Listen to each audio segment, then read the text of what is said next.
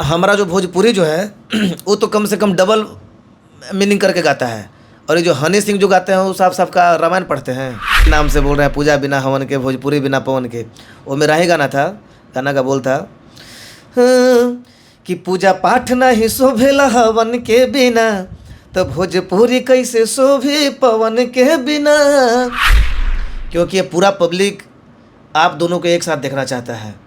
और एक और बात है कि ये पब्लिक जो है सब लोग का मन में यही ललसा है कि एक छोटा पवन है। जैसे प्रखंड हो या जिला, वो आप मान के चलिए कि कोई अपना बोल दे रहा है पसवाने से हिला। हाँ। तो भाई जिससे जिससे जो चीज़ हिला वो अपना हिला रहा है, जो चीज़ जिससे हिल रहा है वो अपना हिलाने का प्रयास। आज फेसबुक पे स्क्रॉल कर कीजिए तो तुरंत बारे में यहाँ आता है कि ससुर ने अपनी पुतोह को 5 मिनट में खुश कर दिया।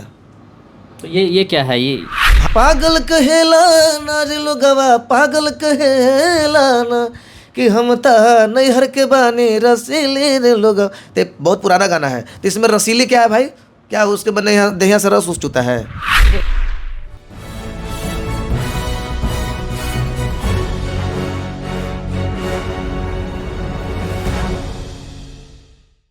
भोजपुरी सिनेमा और संगीत आज किसी पहचान के मोहताज नहीं है। आज देश में ही नहीं विदेशों में भी इनका एक अलग जलवा है। लेकिन भोजपुरी में एक से एक उभरते कलाकार बिहार से, यूपी से निकल रहे हैं। लेकिन साथ में अभी हमारे साथ जो जुड़े हुए हैं निरंजन विद्यार्थी जी, उनसे हम जुड़ते हैं और जानते हैं कि भोजपुरी के इस सक्सेसफुल आयाम में ये अपने आप को कहाँ पाते हैं। हमारे चैनल टाइम्स ऑफ बिहार में आपका बहुत बहुत स्वागत है सर। सबसे पहले तो आपके चैनल टाइम्स ऑफ बिहार के माध्यम से जितने भी लोग मुझे देख रहे हैं सबको बार बार प्रणाम। बोलिए। आपको सर हम लोग जो है मुख्यतः जो है काफ़ी स्टेज प्रोग्राम में पवन सिंह के साथ भी देखते हैं। शिल्पी राज जो अभी उभरती हुई कलाकार हैं, उनका भी जिक्र बहुत बार स्टेज में आया कि आपने उसको मौका दिया। तो इस बारे में सर आप क्या कहना चाहेंगे? वो देखिए क्या है कि वो मेरी छोटी बहन जैसी है। और एक नहीं होता है कि जब कोई भी आदमी जब स्टार्टिंग जोन में जब कोई भी अगर आता है कहीं भी, तो कहीं ना कहीं किसी न किसी से तो मिलना तो होगा। तो ऐसा नहीं है वो कि हम ही पहले उसको मौका दिए या एक किए। वो उसका बड़कपन था, वो अपना ठीक है। लेकिन एक होता है जब आई पटना में तो नहीं होता है, स्टूडियो में गाना गा रही थी मेरे साथ, तो उनको एक एक चीज़ का बता रहे थे। नहीं ऐसा अमूमन होता है कि जिसको आप शुरू में जो है मदद किए वो लोग जो है याद रखते हैं लोगों को। हो सकता है वही कड़ी में शिल्पी राज जो है आपके एहसान को जो है स्टेज के माध्यम से बोलने का प्रयास की होगी। जैसे आजकल के जो सिचुएशन है, बहुत कम लोग उस चीज़ को याद रखते हैं कि उन्होंने मेरे लिए ये किया वो किया। आजकल बहुत लोग ऐसे हैं जो आप किसी के लिए अगर अच्छा करते हैं या बुरा करते हैं, अच्छा करते हैं खास करके अच्छाई का आपको कोई याद नहीं रखता है। और शिल्पी राज जो है ज़मीन से जुड़ी हुई कलाकार है। और तभी जब स्टार्टिंग दौर का 4-5 साल पहले का वो बात है, जब शुरुआती दौर में मेरे साथ वो सब कुछ गाना वाना अपना हुआ था और आई और लोगों के बीच में वो बोली, तो ये एक होता है ना कि मतलब इतना बड़े अथी पे लेवल पे बजने के बाद भी वो सारा चीज़ को याद रखी है अभी तक। और आके लोगों के बीच में बोली तो वो मिट्टी से जुड़ी हुई कलाकार है और इसीलिए लोग वो आगे भी बढ़ रही है। लेकिन उसके साथ सर भोजपुरी में आपका भी एक अलग पहचान है। युवा जो है आपको बहुत फॉलो करते हैं, आपके गाने जो है स्टेज शो में जो चलते हैं या बजते हैं, तो उसके विषय में आप क्या कहना चाहेंगे? या आपके कोई ऐसा गाना जो आपके जहन में हो जिसको आप हमारे दर्शकों को अभी सुनाना चाहेंगे? एक पवन भैया के लिए गाना गाए थे। वो गाना सर एक्चुअली बहुत वायरल हुआ था, जो पवन भैया के लिए आप गाना गाए हुए थे। भैया भी उस चीज़ को बहुत सारे चैनल पे भी बोले थे कि लोग आजकल तो ये नाम से बोल रहे हैं पूजा बिना हवन के, भोजपुरी बिना पवन के। वो मेरा ही गाना था। गाना का बोल था कि पूजा पाठ नहीं शोभेला हवन के बिना, तो भोजपुरी कैसे शोभे पवन के बिना। कि पूजा पाठ नहीं शोभेला हवन के बिना, तब भोजपुरी कैसे शोभे पवन के बिना। हर की पैदा नली हो ले लाल जैन काटा कर दी हो, कि माटी में मिल जाए वो खुद जे पंगाली ही हो। कि हवे भोजपुरी की अनबान पहचान पवन भैया, आ तोहरा जैसन नहीं करे ले अभिमान पवन भैया।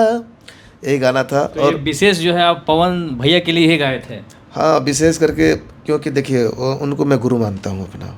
आप गुरु मानते हैं उनको? बिल्कुल। और एक होता है ना हटली लगाव उनसे, क्योंकि मेरे मामा जी हैं गोविंद विद्यार्थी, अपने जो मामा जी हैं।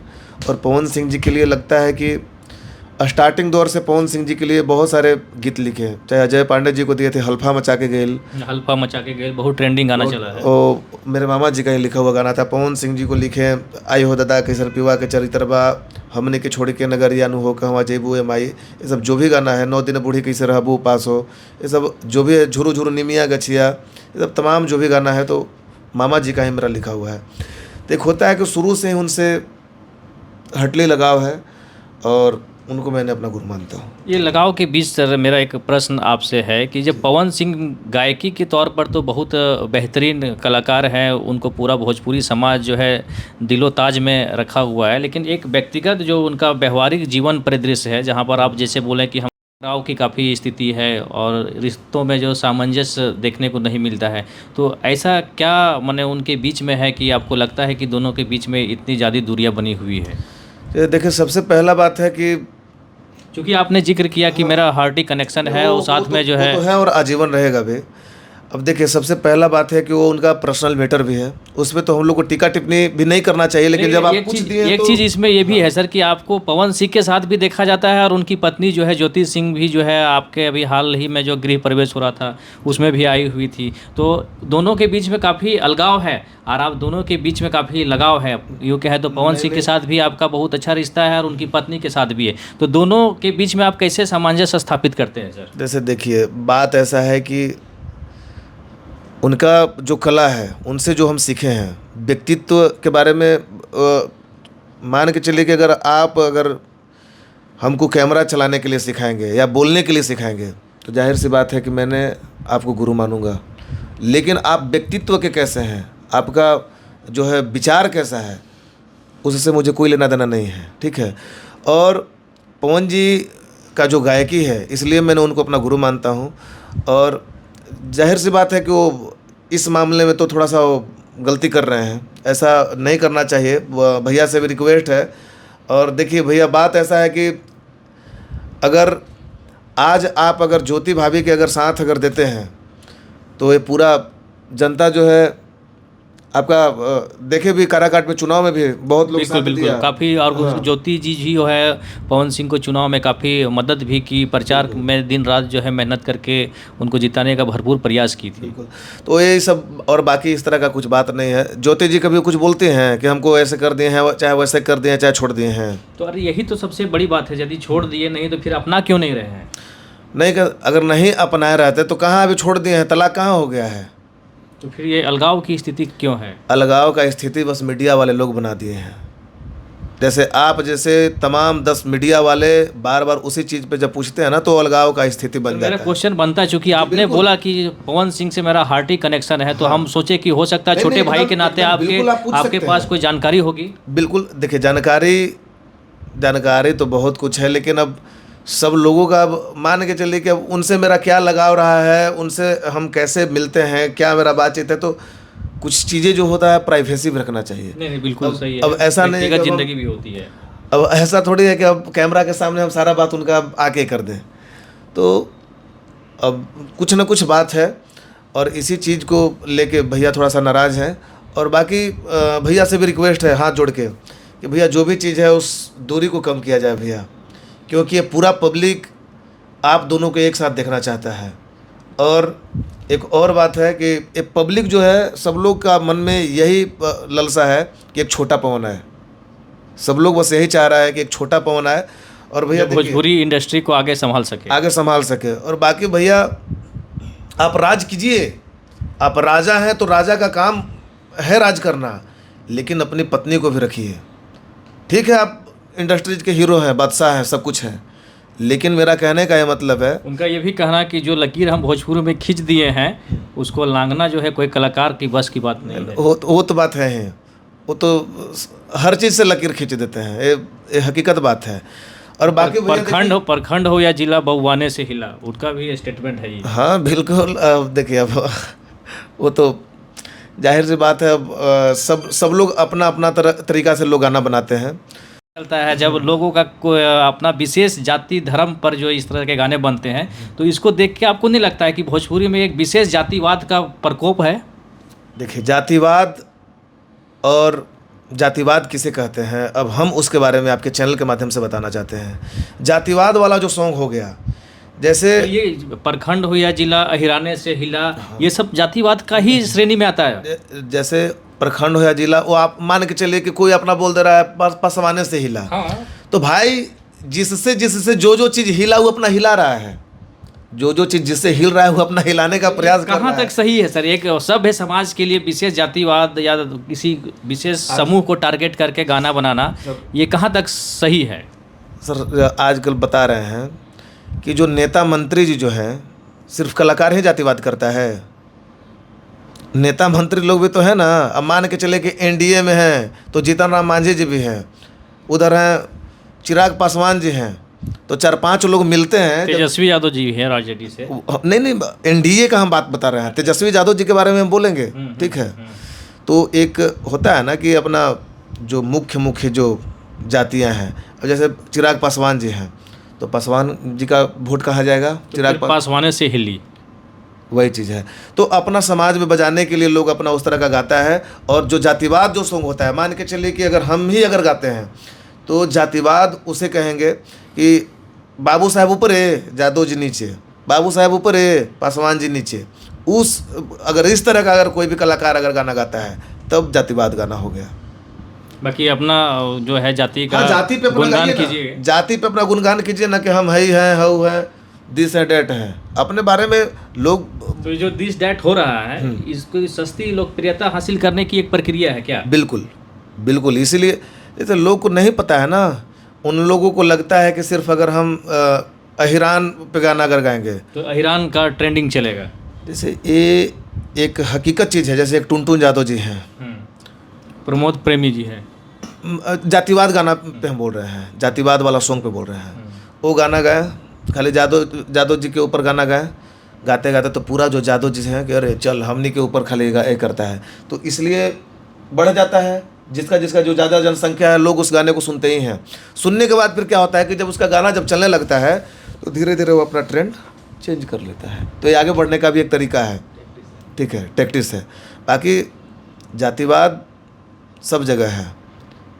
भोजपुरी में जो अभी गाने के नाम पर जो डबल मीनिंग गाना चलता है या अश्लीलता जो परोसा जा रहा है, उसको आप कितना सही मानते हैं या किस हद तक ये गलत है? देखिए, मानिए तो अश्लीलता तो सब जगह है। सब जगह मतलब जैसे भोजपुरी में एक मिनट हम रुकना चाहेंगे। जैसे भोजपुरी के बहुत सारे ऐसे घटक हैं या बहुत सारे ऐसे सिंगर जो हैं जो एक तरफा भोजपुरी के उसके ट्रेडिशनल और क्लासिकल वे को लेके चले। जैसे हम व्यास भरत शर्मा की बात करें तो इन्होंने कभी भोजपुरी में अश्लीलता परोसने की कोशिश नहीं की। लेकिन आज के जो युवा जनरेशन है, जो आप जैसे कलाकार जो भोजपुरी में आ रहे हैं, उनका हर एक गाना में डबल स्टैंडर्ड मीनिंग, अश्लीलता, जिसको सब समाज नहीं सुन पाता है। हमारा जो भोजपुरी जो है वो तो कम से कम डबल मीनिंग करके गाता है। और ये जो हनी सिंह जो गाते हैं वो साफ साफ का रामायण पढ़ते हैं। तो कहना मतलब आप कहना क्या चाह रहे हैं कि उसमें अश्लीलता है, इसलिए मेरे भोजपुरी में भी अश्लीलता है? मेरे भोजपुरी में देखिए अश्लीलता है, लेकिन सभी लोग अश्लीलता नहीं फैला रहे। जो नए जो सिंगर है आजकल, वही कह रहे हैं सर। आप भोजपुरी का हम इस आयाम पे भी बात किए कि भोजपुरी का पहला आयाम जाइए, जहाँ पर आप भरत शर्मा को देखिए, उनके गाने कितने डिवोशनल होते हैं जो दिल को छू जाते हैं। लेकिन आज के जो मॉडर्न आपके जैसे सिंगर जो आए हुए हैं, जो स्टेज प्रोग्राम करते हैं, देखिए सब लोग आए हैं। अब भरत शर्मा जी नहीं गए हैं। बताइए उसका अश्लील गाना। हम बता रहे हैं, एक गाना था कि हम तो नैहर के बानी रसीली की लोगवा पागल कहलाना। इसका मतलब हमको क्या है बताइए? पागल कहलाना रे लोगवा पागल कहलाना कि हम ता नैहर के बानी रसीली रे लोग। तो बहुत पुराना गाना है। तो इसमें रसीली क्या है भाई? क्या उसके बने दहिया से रस चूता है? तो इसका भी शाब्दिक अर्थ अलग हो सकता है। लेकिन अभी तो शाब्दिक अर्थ अलग हो सकता है ना। तो वही चीज़ भोजपुरी की धरोहर आप बोल रहे हैं ना भरत शर्मा जी को। बिल्कुल। तो इन लोग जो पवन सिंह जी जो हैं, तो हर कोई जो आता है, आप जिस लकीर पे पहले चलिएगा उसी लकीर पे छोटे छोटे जो कलाकार हैं अपना रास्ता आप रास्ता अगर बना दीजिएगा तो उसी पे लोग चलने का प्रयास करेंगे। ठीक है, क्या है भाई, देवर देवर और भौजाई का रिश्ता इतना गंदा है कि मैंने देवर आपका देह पे आप उघारे हैं कि देवर आके आपके देह पर रजाई डालेगा? तो इसका मतलब है कि क्यों पियवा सिवान से, ठीक है, खेत बाड़ी में है, धान उन अगोर रहे होंगे मर्द उनके, तो पियवा सिवान से अनहार भी लाई, देवर तनी दहिया पे, क्या है भाई आपका हाथ गोड़ नहीं है? आप अपने से भी रजाई डाल सकते हैं ना दहिया पे जी। आप देवरे से कहा डलवा रहे हैं कि देवर तनी दहिया पे डाली दा रजाई? मतलब उस समय से जो अश्लीलता चली आ रही है और आप आगे बढ़ा रहे हैं। अश्लीलता कभी खत्म नहीं हो सकता है, चारों तरफ अश्लीलता भरा हुआ है। आज आप फेसबुक पे देख लीजिए, फेसबुक चाहे फेसबुक पे है चाहे इंस्टाग्राम पे, तुरंत भरी में सबसे पहला बात है कि अगर ये करना होगा तो सबसे जो है अश्लील जो चीज़ है उसके तुरंत ऊपर से ही उसका क्या बोलते हैं, व्यूअरशिप जो है बढ़ जाता है तुरंत। वही उसको लगाना पड़ेगा कि अगर अश्लीलता अगर फेसबुक पे अगर आएगा तो उसे ब्लॉक कर दिया जाएगा। तो जब तक वो ऊपर से नहीं अगर ब्लॉकेट वाला सिस्टम आएगा, यहाँ पे चलते रहेगा। आज फेसबुक पे स्क्रॉल कर कीजिए तो तुरंत भरी में यहाँ आता है कि ससुर ने अपनी पुतों को 5 मिनट में खुश कर दिया। तो ये क्या है ये? हाँ तो वही तो बोल रहे हैं, ये क्या है? और उसका देखिए 40 मिलियन व्यूज है, 50 मिलियन व्यूज है। एक सभ्य समाज अपने आप को कहाँ पाएगा यदि इस तरह का अश्लीलता जो है इतने सस्ते भाव में परोसा जाएगा, जहाँ पर एक बच्चा भी देख रहा है, एक औरत भी देख रही है। इसीलिए बोल रहे हैं। तो ये सबसे जो आजकल यूट्यूब और फेसबुक के बिना किसी का चैन है, और व्हाट्सएप के बिना। इसमें तो बहुत सारी ऐसे अच्छी चीज़ें भी हैं जो काफ़ी लाभप्रद है समाज के लिए। एकदम समाज के लिए लाभप्रद है सर। तो मेरा भोजपुरी भी है, तो भोजपुरी में पवन सिंह जी बहुत अच्छा गाना गाए हैं, हम लोग भी बढ़िया बढ़िया गाना गाते हैं। भरत शर्मा जी भी अच्छा गाना भी गाए हैं, तो बुरा गाना भी गाए हैं। ऐसा नहीं है कि ये अश्लीलता अब परोसा जा रहा है। अच्छा, पवन सिंह जो पावर स्टार हैं और खेसारी लाल जी जो हैं, दोनों में बढ़िया कलाकार आपको कौन लगता है? सबको पता है, मुझे बताने का क्या हो सकता है, लोग भी बता देंगे कौन लोगों को। लोग, हाँ, मेरे अनुसार पवन सिंह से बढ़िया पवन सिंह बेहतर है। सब लोग को मालूम है कि इस धरती पे अब पवन सिंह के जैसा कलाकार बहुत सारे पैदा होंगे, लेकिन पवन सिंह के जैसा कोई कलाकार पैदा नहीं हो सकता है। ये हकीकत बात है, क्योंकि जो उनका गायकी है, जो उनका गाने का तरीका है, जो उनका अंदाज है, भोजपुरी का एक ऐसा शख्स है कि अगर किसी भी चीज़ को अगर बोल देते हैं तो इंस्टाग्राम पे ट्रेंड करने लगता है। बिल्कुल क्रेज तो है उनका। चाहे झमकोला से हुई, जो भी चीज़ वो बोलते हैं तो समझिए को ट्रेंड करने लगता है। ज्योति सिंह को भी जो है आपके साथ बहुत बार देखा गया है। तो क्या लग रहा है अभी जो बिहार में आगामी विधानसभा चुनाव होने वाली है? हाँ, चुनाव लड़ेंगे। उसमें चुनाव में उनकी भूमिका रहेगी? बिल्कुल चुनाव लड़ेंगे, 110% है कि भाभी चुनाव लड़ेंगे, ज्योति भाभी। और क्षेत्र क्या होगा उनका, कौन सा विधानसभा होगा? जानकारी यदि है आपको तो साझा कर सकते हैं। क्षेत्र अभी उनका 2 क्षेत्र से चूज की है, मैंने ज़्यादा पसंद है उनका, एक काराकाट और एक नवीनगर।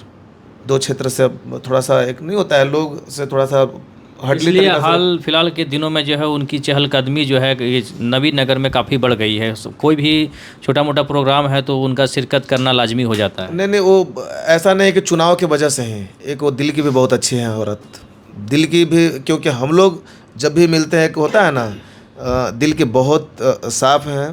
प्लस में किसी से भी अगर उनका अगर जुड़ाव हो जाता है तो अभी देव में भी सामूहिक विवाह था, वो तो उनका क्षेत्र नहीं है, लेकिन देव भी गए थे सामूहिक विवाह में। अभी वहाँ हरिहरगंज में भी कुछ दिन पहले गए थे। तो ऐसा नहीं है कि चुनाव जहाँ से वो लड़ेंगे। लेकिन पहले जो है उनकी चहलकदमी इतना ज़्यादा नहीं थी। जो हो सकता है ये जो राजनीतिक एजेंडा हो सकता है, चुनाव के परिदृश्य में वो इन चीज़ों को करती होगी, या फिर कहें कि सामाजिक सम्मेलन में आती होगी। अभी पहले किसी ने बुलाया था उनको, पहले किसी ने कहाँ बुलाया था?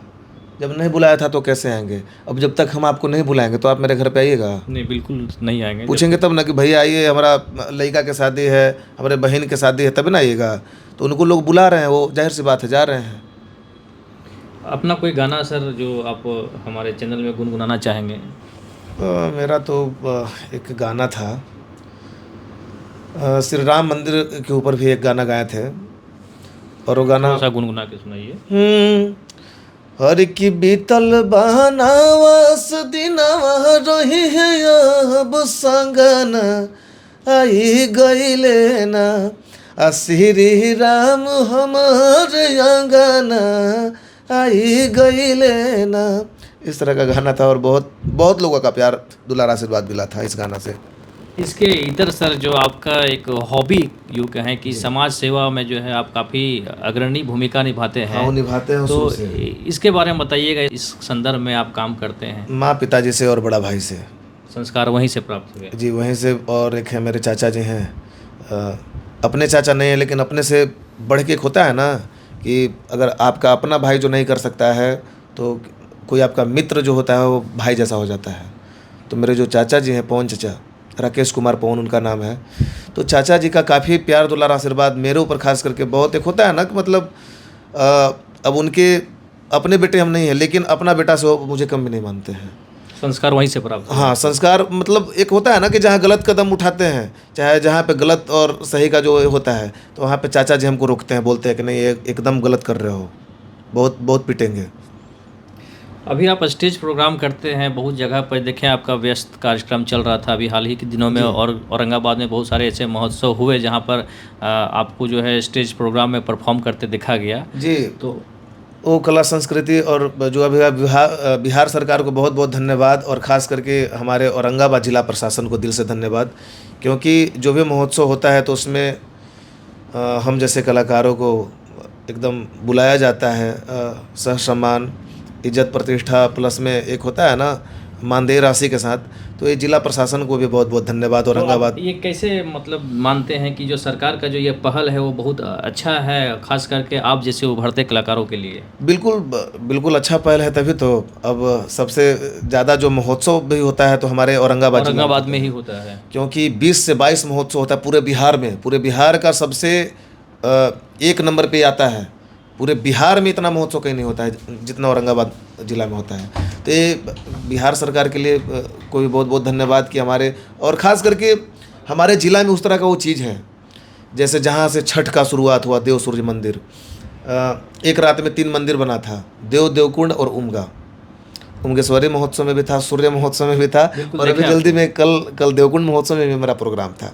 तो ये कहीं ना कहीं बिहार सरकार का एक अच्छा पहल है कि सभी जगहों को, जो अच्छा जगह है जहाँ से भगवान खुद आके मंदिर बनाए हैं, तो ये उनका अच्छा पहल भी है कि उनका हम लोगों के ऊपर, हम लोग औरंगाबाद ज़िला के ऊपर इतना ध्यान है और इतना महोत्सव होता है। तो इतना जो लाड़ प्यार जो दुलार मिल रहा है दर्शकों से आपको, तो आप कैसे इस स्टारडम को देखते हैं? ये तो जीरो और हीरो सब जो देख रहे हैं इन्हीं लोग का काम है बनाना, इन लोग ही बनाते हैं, और बस पब्लिक भगवान है, ये चीज़ है। और कोई गाना सर आपका जो लगे आपको कि हमको सुनाना चाहिए हमारे चैनल के माध्यम से? एक मेरे मामा जी का ही गाना लिखा हुआ है, और सबसे पहले बार वो कल्पना जी को दिए थे, और वो गाना फिर अभी भाई अंकुश राजा जी और कल्पना जी मिल के गाए हैं।